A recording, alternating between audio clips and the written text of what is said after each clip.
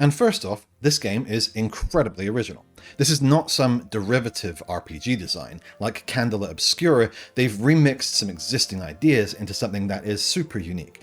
This is an incredibly worthwhile contribution to the ongoing conversation of RPG design. There's plenty of new OSR games like Shadow Dark that are cool and all, but they're just kind of returning to Monkey, you know? They're refining it and making it very oiled up and slick, but it's BX style D&D. And I'm going to be real, a lot of PBTA style games are just paint by numbers. I mean, shout out to Kane, and I'm sure there are plenty other innovative, original TTRPGs that are going under the radar, but Daggerheart took some shots. It missed, but it took a lot of shots with some very interesting ideas. Like the duality dice?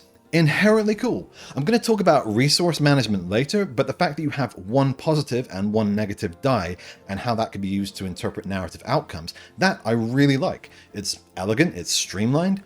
My own RPG actually does pretty much the same thing with a positive and a negative die, and it works, so no convincing needed there. Stress as a resource is good, it's basically stamina for powering your abilities, and it's just a more immersive, in-fiction kind of resource than spell slots or once per day kind of things. I'm always in support of keeping mechanics grounded in the fictional world that helps me stay immersed as my character. And the fear system is a really interesting way of making the GM into a kind of player with their own resources. How fear is actually used we'll get into later, but points for trying to make playing as the GM more fun. The monsters section of the book is fucking excellent, actually. All these stat blocks are super brief, so you can have them all up on a GM screen. You only have about 3 lines of stats, and the rest is their abilities, so you focus on the cool stuff. It seems like the adversaries are easy to run, and the way it guides you into creating your own monsters is really cool.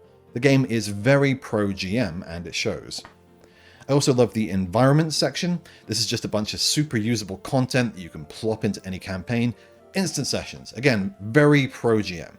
This also goes along with the campaign frames, which basically helps give groups a starting off point for new campaigns, so GMs aren't just in a wilderness with all the information in the world.